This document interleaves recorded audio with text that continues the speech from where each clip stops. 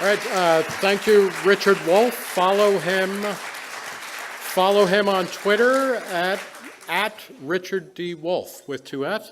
And now, taking the opposite side is Gene Epstein. Follow him at Gene Soho Forum. Gene Epstein, ladies and gentlemen.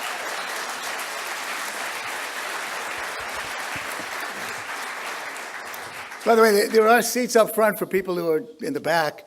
And I want to apologize to Professor Wolff for that outburst. That was very rude. We don't run the Soho Forum that way. And thank you, for Professor Wolff, for being gracious about that. Well, let me start. It is a pleasure to share a stage with Richard Wolff, who I consider my alter ego in a parallel universe. We both came of age as socialists.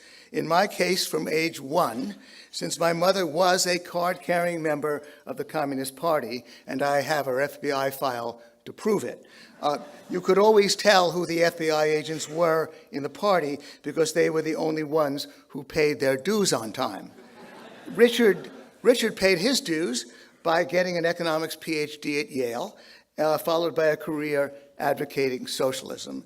I paid my dues by evolving into a different kind of radical, a bleeding heart, freedom-loving advocate of capitalism. I believe that even the deeply flawed capitalism we have now, heavily distorted by government interference on behalf of the powerful, is preferable by far to Richard's socialism in promoting freedom, prosperity, and equality. Richard bears a very heavy burden of proof because his socialism has never existed. He repudiates my mother's Soviet Union, my mother's favorite Cuba. He has indeed called these systems state capitalist. I'm glad he's learned from their mistakes, since their mistakes has in fact, of course, cost the blood of tens of millions of innocent people. He wants the economy, as he explains in his book, Democracy at Work, A Cure for Capitalism. He wants the economy reorganized around workers' self-directed enterprises in which employees own and democratically run companies and keep the broadly defined profits or surplus that normally go to the employers. I fully support what Richard calls employees becoming their own employers, so long as people freely choose that arrangement. Richard thinks such firms are a substitute for capitalism, but they're actually just another option that capitalism offers. Nothing about the system of protecting property rights of firms in a free market dictates how these firms must be structured. Richard himself has written about the, quote, varying kinds and degrees of democracy in the workplace which already exist.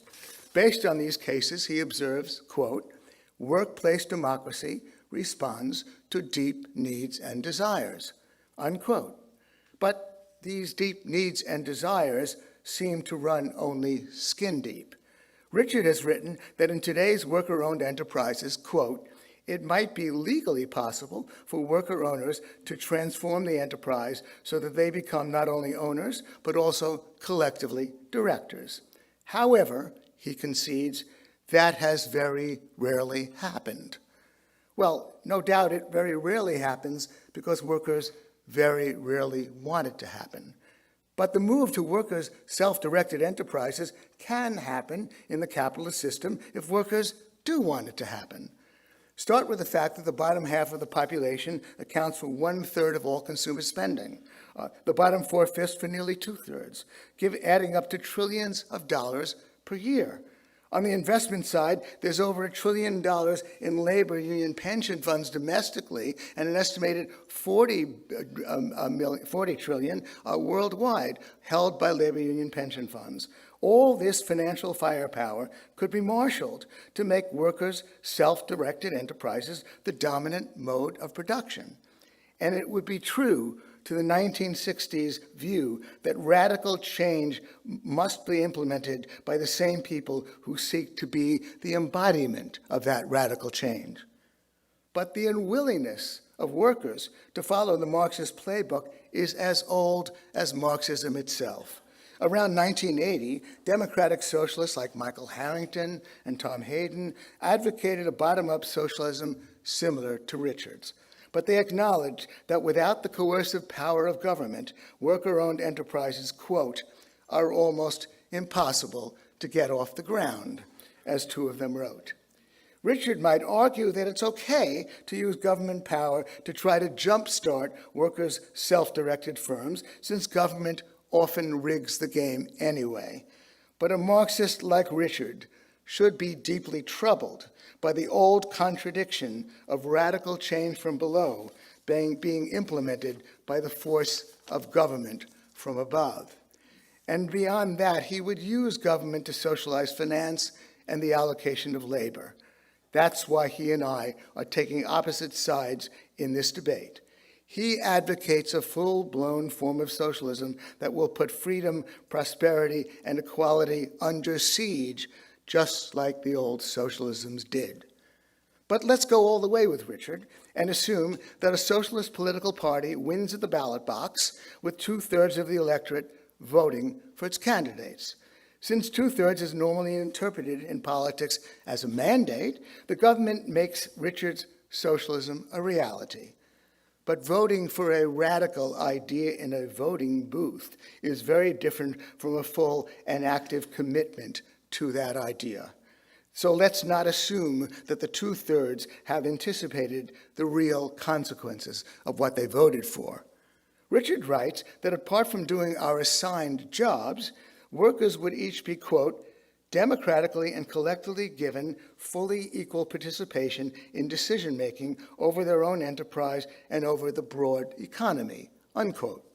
He adds, somewhat ominously, quote, no one could work without engaging in both roles. There will be a need for financing under Richard's socialism, both to create new worker-owned companies and to provide funds for enterprises that want to expand.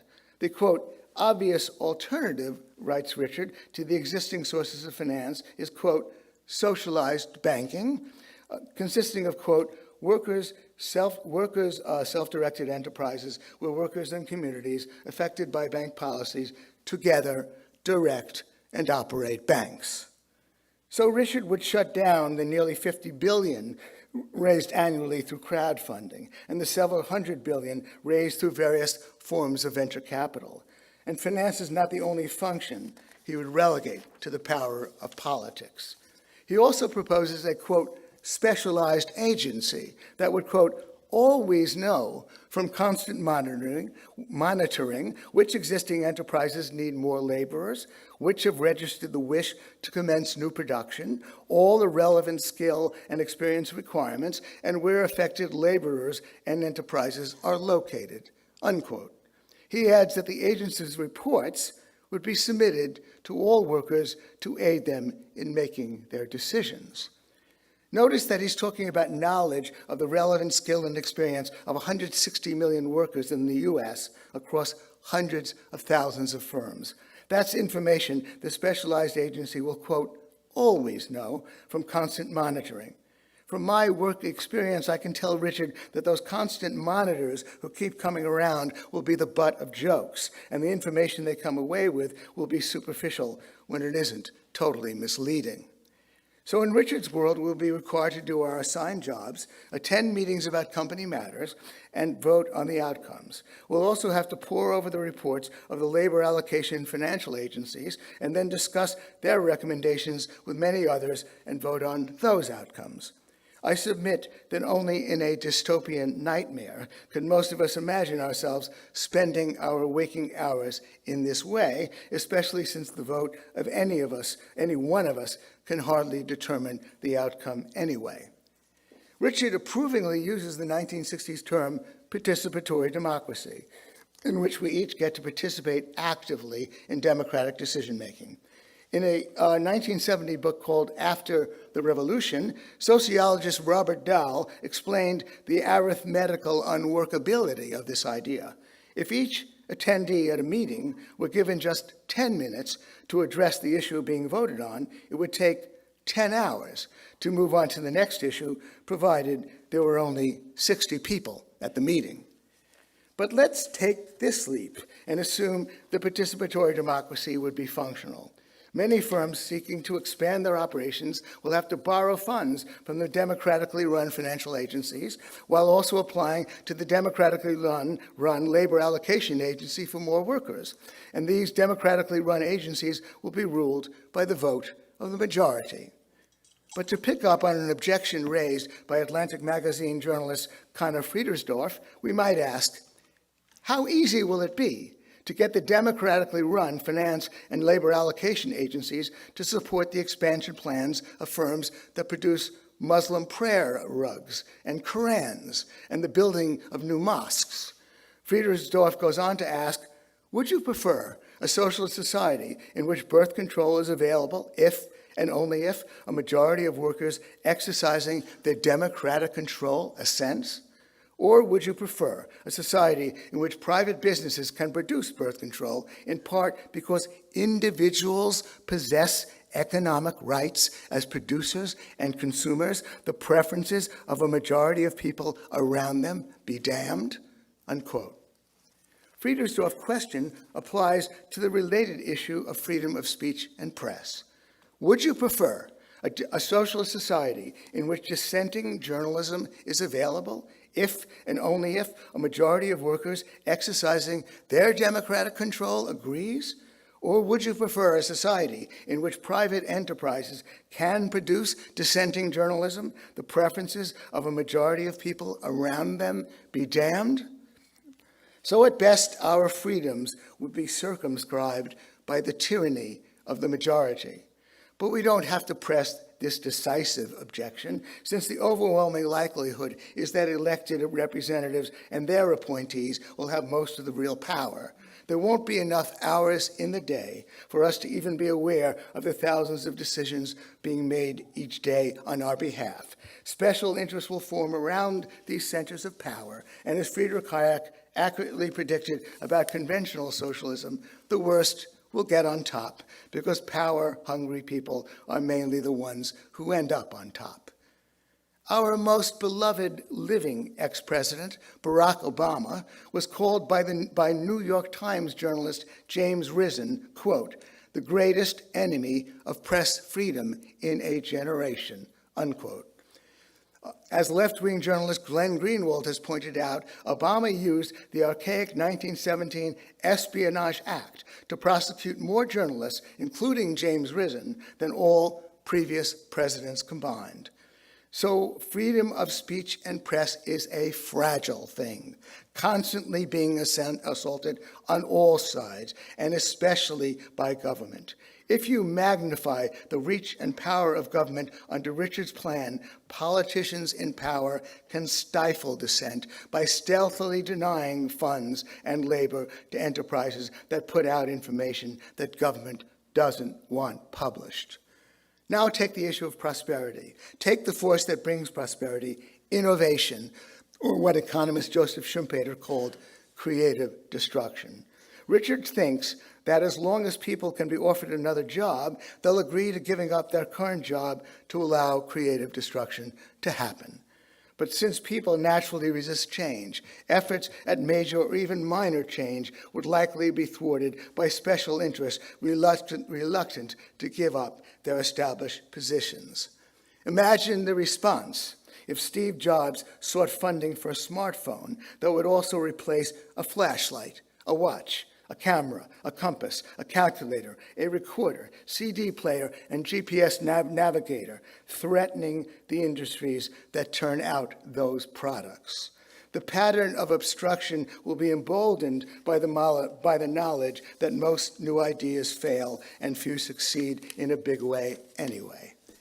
Policies toward imports could make Donald Trump look like a free trader. When consumers voted with their dollars to buy Japanese cars because the cars were better made and lasted longer, there was a market in place that made it hard to stop the imports. But in a politicized environment, the threatened industries would find it easy to prevent the foreigners from selling us the cars. The planners will have a perfect excuse for rejecting any projects or proposals they don't like, the economic reality of scarcity. By scarcity, I mean the fact that what everybody wants always adds up to more than there is. so they can reject proposals they don't like on the reasonable grounds that the resources are simply not available. So freedom and prosperity would both be under siege in Richard's system of socialism. On inequality, as Noam Chomsky has pointed out, you can find income equality in a prison where power is quite unequal.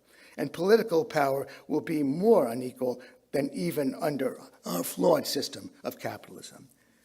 The flawed system we have is preferable by far to what Richard proposes in terms of freedom, prosperity, and equality.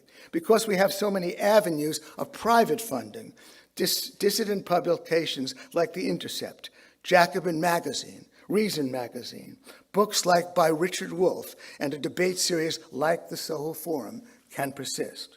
Because we have private funding and reasonably functioning consumer and capital markets, innovation that brings prosperity can persist and even flourish. And on income inequality, the turn toward capitalism in countries like China and India has lifted hundreds of millions out of grinding poverty and has therefore meant a narrowing of income inequality globally. But I began by saying this is a flawed system. Riddled with crony capitalism. Richard mentioned the instability of the U.S. economy. Indeed, it is unstable. I read Richard's analysis, and as far as I can understand, he believes that the Great Recession was triggered by the fact that the consumer was tapped out, that consumers could no longer afford what they were buying. Well, if he looks at the data, he'll find that just before the Great Recession happened, consumer spending continued to rise. That was in the fourth quarter of 2007.